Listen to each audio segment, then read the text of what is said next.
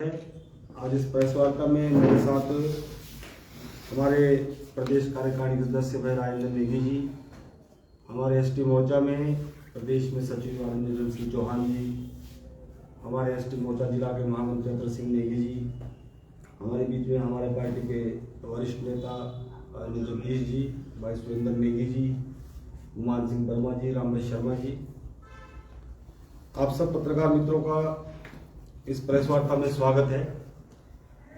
और आज की ये पत्रकार वार्ता विशेष करके आज मैं तमाम गिरिपार क्षेत्र के जो लोग जनजातीय क्षेत्र की लड़ाई पिछले 56 वर्षों से लड़ रहे थे और जिसका सुखद अनुभव पिछले कल पूरे गिरिपार के लोगों को मिला है, मैं तमाम गिरिपार के जो जनजातीय क्षेत्र में लोग आए हैं सबको मैं बहुत बहुत बधाई और बहुत बहुत शुभकामनाएं देता हूं कि जो सपना पिछले 56 वर्षों से हमारे लोगों ने देखा था कि कब उत्तराखंड के चौसार बाबर की तर्ज पर हमारा गिरिपार क्षेत्र भी जनजातीय हो और हमको एक प्रमाण पत्र जो एसटी का मिलता है, उसकी तड़प जो हम लोगों के बीच, हमारे लोगों के बीच में थी, वो सपना पिछले कल माननीय उच्च न्यायालय ने पूरा किया है। प्रदेश सरकार जिस प्रकार से इस मुद्दे पर रवैया अपनाए हुए है और पिछले 4 महीनों से आप सब लोगों के सामने किस प्रकार से प्रदेश सरकार के मंत्री, माननीय मुख्यमंत्री जी किस प्रकार से हमारे लोगों के साथ खिलवाड़ कर रहे हैं, कितनी मेहनत से पिछले 5 वर्ष का कार्यकाल भारतीय जनता पार्टी की सरकार प्रदेश में थी, माननीय जयराम ठाकुर जी प्रदेश के सम्मानीय मुख्यमंत्री थे, केंद्र में भारतीय जनता पार्टी की सरकार थी और गिरिपार के तमाम लोगों का केंद्रीय हाटी समिति के सहयोग से, उनके नेतृत्व में सभी लोगों ने प्रयास किया माननीय जयराम ठाकुर जी से मिलकर इस 56 साल की पुरानी मांग को जो है पूरा किया जाए ताकि हमारे क्षेत्र के नौजवानों, हमारे क्षेत्र के लोगों को इसका लाभ मिल सके। और तत्कालीन विधायक जो गिरिपार क्षेत्र से थे, उस वक्त उन लोगों ने भी सबने सहयोग की बात की थी। जितनी भी खुमलियां हमारी गिरिपार क्षेत्र के अंदर हुई और एक प्रयास हुआ, उस प्रयास में माननीय जयराम ठाकुर जी ने जिस प्रकार से उन्होंने इस मामले में इनिशिएट लिया, खुद दिल्ली में जाकर इस मामले को उठाया और उसमें हमको सफलता मिली। विधानसभा के चुनाव से पहले कैबिनेट के अंदर इसको स्वीकृति मिली, विधानसभा के तुरंत चुनाव के बाद लोकसभा के अंदर ये बिल पास हुआ और उसके बाद पिछले दिनों लगभग 5 महीने पहले राज्यसभा में भी ये बिल पास हुआ और 4 अगस्त को महामहिम राष्ट्रपति महोदय जी ने इसकी अंतिम अधिसूचना की। अधिसूचना के बाद प्रदेश सरकार को ये चिट्ठी पहुंची, माननीय राष्ट्रपति महोदय की अधिसूचना पहुंची, जनजातीय विभाग जो हमारा केंद्र में है उनके जॉइंट डायरेक्टर की चिट्ठी पहुंची और इसको लागू करने के लिए प्रदेश सरकार को कहा गया। लेकिन आज 4 महीने के लगभग समय होने जा रहा है और प्रदेश सरकार ने जिस प्रकार से इस मुद्दे को घुमाया हुआ है वो आप सब लोगों के सामने है। हमारे केंद्रीय हाटी समिति के लोग भी आप लोगों से प्रेस में रूबरू हो चुके हैं, सारे दस्तावेज उन्होंने आप लोगों को दिखा। लेकिन हमें दुख इस बात का है कि आज सरकार के अंदर गिरिपार क्षेत्र से मंत्री है, गिरिपार क्षेत्र से उसी पार्टी के विधायक, उन्होंने ना तो कभी पहले इस मुद्दे पे गंभीरता दिखाई, चुनाव के वक्त भी इस मुद्दे के ऊपर हमारे समाज को बांटने का काम किया गया और चुनाव के बाद भी इस काम में रुके नहीं, लोगों को जातिवाद में बांटने का काम किया जा रहा है, लगातार किसी न किसी वर्ग को भड़काने का काम किया जा रहा है। कभी कहते हैं कि इससे लाभ नहीं होगा, कभी कहते हैं मैं इसके हक में नहीं हूं, कभी कहते हैं कि मैं इसके हक में हूं, कभी कहते हैं मैं इसको लागू करवाऊंगा।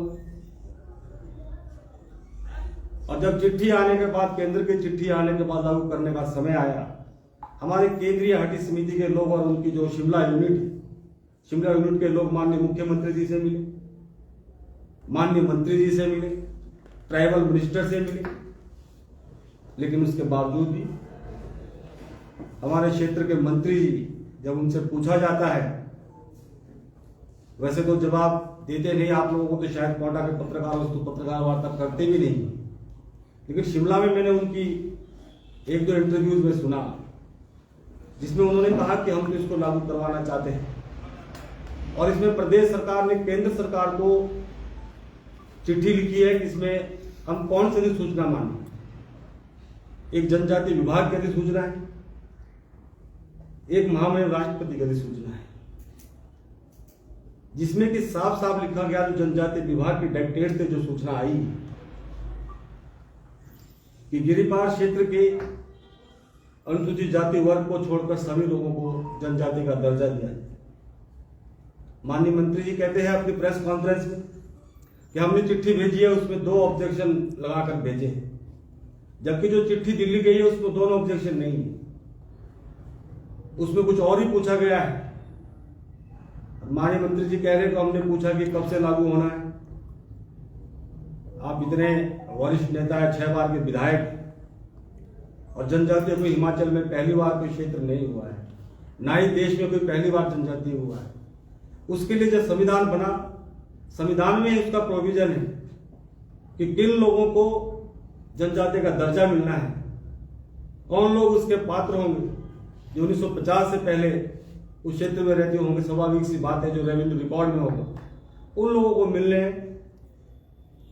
दूसरा उन्होंने पूछा कि किसको इसमें करने, इसमें अनुसूचित जाति शब्द का एक्सक्लूड नहीं। मैं उनसे पूछना चाहता हूं कि प्रदेश सरकार ने जब केंद्र सरकार को रिपोर्ट भेजी, उसी आधार पे वहां पर लोकसभा के अंदर पास हुआ, उसी आधार पे राज्यसभा के अंदर पास होता है, और उस एथनोग्राफिक रिपोर्ट के अंदर सब कुछ लिखा है जो केंद्र प्रदेश सरकार आज मांग रही है कि हाटी क्या है, हाटी हम किसको हाटी माने। उस एथनोग्राफिक रिपोर्ट के अंदर जो प्रदेश सरकार ने यहां से रिपोर्ट बनाकर भेजी, उसके अंदर सब कुछ लिखा हुआ है। मात्र और मात्र सिर्फ हमारे नौजवानों के साथ खिलवाड़ किया जा रहा है। जब ये सारी प्रक्रिया होगी, लगातार उनसे संपर्क में लोग रहे, माननीय मुख्यमंत्री से मिले, मंत्री जी से मिले, क्या आप इसको लागू करवाइए। इस प्रकार से उन्होंने ये चिट्ठी घुमाकर दिल्ली सरकार को भेज दी, और अब कह रहे हैं कि दिल्ली सरकार के पास चिट्ठी गई है, जवाब नहीं आया। उसके बावजूद हमारे क्षेत्र के नौजवान जिनके टेस्ट होने, जिनकी भर्तियां होने, जिन्होंने फॉर्म भरने थे, हमारी एक बेटी हाई कोर्ट के अंदर उसने पिटीशन की और उसके पक्ष में निर्णय आया, लेकिन उसके बावजूद हमारी जो प्रदेश की सरकार है, कांग्रेस पार्टी है, उन लोगों ने कोर्ट के अंदर हमारे एक समाज को भेज दिया कि आप इसके खिलाफ केस करिए, इनके खिलाफ इनको हाटी का दर्जा क्यों मिल रहा है, जबकि वो समाज उनके कहे अनुसार उन्होंने कहा कि हमको इसमें नहीं रहना है। प्रदेश सरकार ने उनकी बात को माना और उनको उसमें से बाहर कर दिया गया, लेकिन उसके बावजूद वो कोर्ट में गए, और उनके कोर्ट में क्या पिटीशन है कि इनको क्यों मिल रहा है, इनको जनजाति का दर्जा क्यों मिल रहा है, उन्होंने वो पिटीशन लगाई। अब उसके बाद अभी पिछले कल ही हमारे 3 और साथी हाई कोर्ट के अंदर गए, और हाई कोर्ट ने फैसला दिया कि इनको तुरंत जिला सिरमौर को आदेश दिए गए कि इनको तुरंत एसटी के सर्टिफिकेट इश्यू किए जाए, और पिछले कल प्रशासन को वो एसटी के सर्टिफिकेट उन 3 बच्चों को देने, जिसमें से कि एक बेटी हमारे मंत्री जी के रिश्तेदारों की बेटी। आखिरकार मंत्री जी चाहते क्या है, मैं उनसे आपके माध्यम से पूछना चाहता हूं कि गिरिपार की जनता का कसूर क्या है, हमारे उन नौजवानों का कसूर क्या है, जिन नौजवानों ने, जिन परिवारों ने आपको और आपके परिवार लगातार 60 साल से अधिक का समय आप लोगों को सत्ता में हो गया है, आपको क्षेत्र का विधायक होना है, और जिस काम को और कराकर आपको दे रहे हैं, उस काम में भी आप अड़ंगा डाल रहे हैं। मंत्री जी क्षेत्र में जाते हैं, वहां के लोगों को बोलते हैं कि और कोई काम नहीं करना, मैंने 150 डंगे दे दिए। आपका डंगा मंत्री है या डंगा मंत्री? मंत्री जी डंगा जनता को बांट रहे हैं, उसमें लोगों को खुश कर रहे हैं और उन नौजवानों के साथ खिलवाड़ कर रहे हैं जो पढ़ाई लिखाई करके आज अच्छी नौकरी पाना चाहते हैं, अच्छे संस्थानों में जाना चाहते हैं। आखिर ऐसा क्यों? इस प्रकार की बहुत सारी चीजें आज गिरिपार क्षेत्र के नौजवानों के अंदर एक जिस प्रकार की भावनाएं पैदा हो रही है, मैं माननीय मंत्री जी को आज जो चुनौती देता हूं कि वो इस विषय को रोक नहीं पाएंगे, क्योंकि माननीय उच्च न्यायालय ने फैसला दे दिया है। सरकार को ये बात समझ नहीं आ रही है कि राष्ट्रपति की अधिसूचना क्या होती है। माननीय उच्च न्यायालय में लोग गए, उनको समझ आ गया और उन्होंने तुरंत आदेश किए डीसी सिरमौर को सर्टिफिकेट दिए। लेकिन आज गिरिपार के नौजवान कितने लोग कोर्ट में जाएंगे? एक कोर्ट की फीस वकील कितनी लेते होंगे? 30,000, 40,000, 50,000। इतने सबके पास कहां पैसे? कोर्ट में जा जाके इंडिविजुअल केस लगा के लोग रिलीफ लेते रहेंगे तो हजारों बच्चा हमारे क्षेत्र का है। मेरा आज भी प्रदेश सरकार से निवेदन है, माननीय मुख्यमंत्री जी से विशेषकर, और जिस प्रकार से मंत्री जी ने कहा केंद्रीय हज समिति के लोग मिलने नहीं आए। जब मैंने भी पता किया केंद्रीय हज समिति से कि आप लोग सरकार से क्यों नहीं मिल रहे, उन्होंने कहा कि हमारा प्रतिनिधिमंडल मिला था और हमने भी पिछले 15-20 दिन से माननीय मुख्यमंत्री जब से स्वास्थ्य लाभ लेकर वापिस आए तब से ही उन लोगों ने भी वहां पर मिलने के लिए आवेदन किया है। लेकिन जैसा मालूम पड़ा कि मंत्री महोदय नहीं चाह रहे कि मुख्यमंत्री से मिले, वो चाहते हैं कि पहले मेरे पास आए, उसके बाद हम माननीय मुख्यमंत्री जी के पास जाएंगे। उनके पास जाने में भी कोई आपत्ति नहीं, उनके पास भी लोग गए थे शिमला में, उनको उन्होंने संज्ञा दे दी कि तो 2-4 लोग लोहिया पहन के पत्रकार लोग आ गए। आखिर वो चाहे पत्रकार है चाहे स्टूडेंट है, वो गिरिपार क्षेत्र के लोग तो अपनी समस्या को लेकर आप पर आए, आपका अधिकार बनता है, आपका आप इस प्रदेश के मंत्री हैं, हमारे क्षेत्र के विधायक, आपका दायित्व बनता है कि आप उनकी बात को सुने, उसका समाधान करें। पिछला 1 साल लगभग इस सरकार को पूरा होने जा रहा है और इस 1 साल के अंदर आपने क्या किया? मंत्री जो संस्थान माननीय जयराम ठाकुर जी ने जी आप लोग बंद कराए। आप लोगों को डंगों के अंदर उलझाना चाहते हैं। 1-1 लाख रुपए का डंगा देकर आपने खुद अपने भाषण में कहा कि मैंने अभी तक 150 डंगे दे दिए। आखिर शिलाई क्षेत्र की जनता सिर्फ डंगों में आप उनको खुश करना चाहते हैं। इतने मुश्किल से इतना बड़ा मुद्दा जो आज पूरा हुआ है उसको लटकाने का काम आप कर रहे हैं। मैं आपको चुनौती देना चाहता हूं माननीय मंत्री जी, पत्रकार और मंत्रियों के माध्यम से, कि हमने पहले भी इस मुद्दे को लेकर लड़ाई लड़ी है और हमने अपना राजनीतिक जीवन भी इस मुद्दे के ऊपर दांव पर लगाया। हमने पूरी लड़ाई लड़ी, बेशक हम चुनाव हार गए, लेकिन हमें आज खुशी है कि जिस विषय को लेकर हम आगे बढ़े, अपने क्षेत्र के नौजवानों को भविष्य को उज्जवल बनाने के लिए हम आगे बढ़े थे, उसमें हम कामयाब हुए हैं। और आज भी मैं कहता हूं कि हम इस मुद्दे में पीछे नहीं हटेंगे। जब तक गिरिपार क्षेत्र को सब बच्चों को हम सर्टिफिकेट नहीं देंगे, सब लोगों को नहीं दिलवा पाएंगे, तब तक हम आराम से नहीं बैठेंगे। आप चाहे मंत्री जी जितना मर्जी जोर लगा लें, लेकिन मेरा माननीय मुख्यमंत्री से निवेदन है कि वो तुरंत हमारे जो गिरिपार की हाटी समिति, केंद्रीय हाटी समिति है, उनको आप मिलने का समय दें, ताकि आपसे मिलकर जो है, क्योंकि आप प्रदेश के मुख्यमंत्री, आप सबके मुख्यमंत्री हैं और आप गिरिपार की जो लगभग 2.5 लाख की आबादी आज इस परेशानी में पड़ी है कि पता नहीं अब क्या होगा क्या नहीं होगा, कितने लोग कोर्ट में जाएंगे।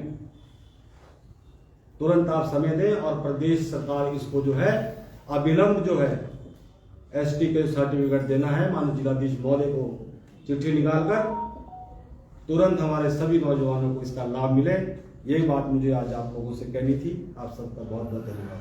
तो साहब, आपने केंद्र को भेजी चिट्ठी का जिक्र किया कि उसमें कुछ और ही पूछा गया है, क्या प्रकाश डालेंगे क्या पूछा है? और दूसरा सवाल है कि सेंटर से जो जवाब है वो आने में देरी क्यों हो रही है? देखिए, केंद्र सरकार में पहली बात तो चिट्ठी भेजने का कोई मतलब नहीं बनता था।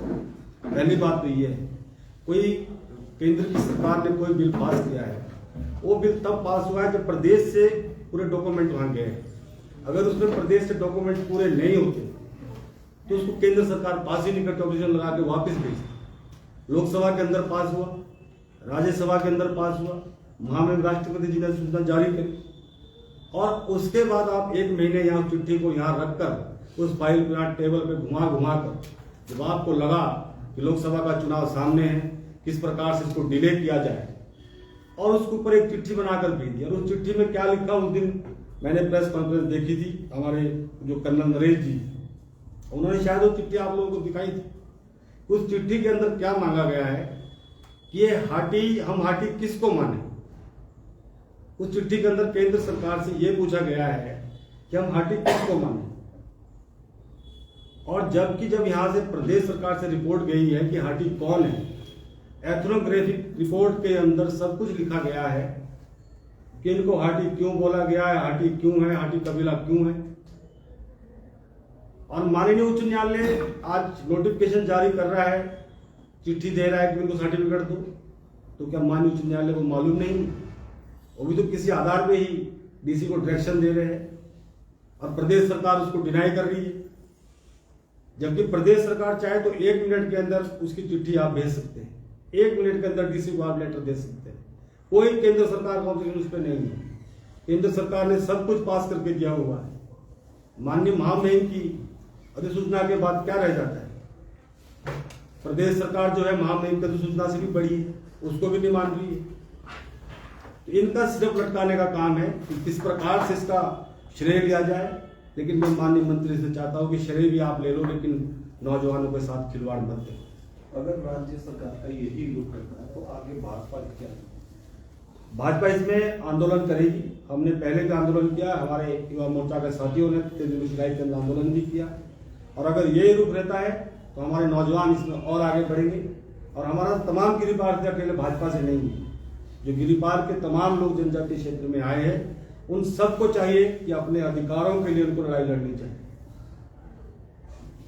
जितनी सरलता से पहले काम हुआ है, बिना हेजिटेशन के, पहला इतना बड़ा काम बिना हेजिटेशन के हुआ है। जबकि आपने देखा अन्य देश प्रदेशों के अंदर किस प्रकार से लोग अधिकारों के लिए लड़ाई लड़ते हैं, किस प्रकार से कितने लोग जो है उसमें मारे गए हैं। लेकिन हमारा कोई हेजिटेशन नहीं हुआ। हमने हमारे गिरिपार क्षेत्र के शांत लोगों ने शांत प्रकार से सारी बात माननीय जयराम ठाकुर जी के माध्यम से केंद्र सरकार तक पहुंचे, उसको पूरा। लेकिन आज प्रदेश सरकार 4 महीने का समय होने जा रहा है, इस विषय को लटका रहे। तो मेरा तो उनसे ये अनुरोध है कि जनता को आप इतना मत उकसाओ, ना इतना मजबूर करो कि गिरिपार के लोगों को सड़कों में आना पड़े।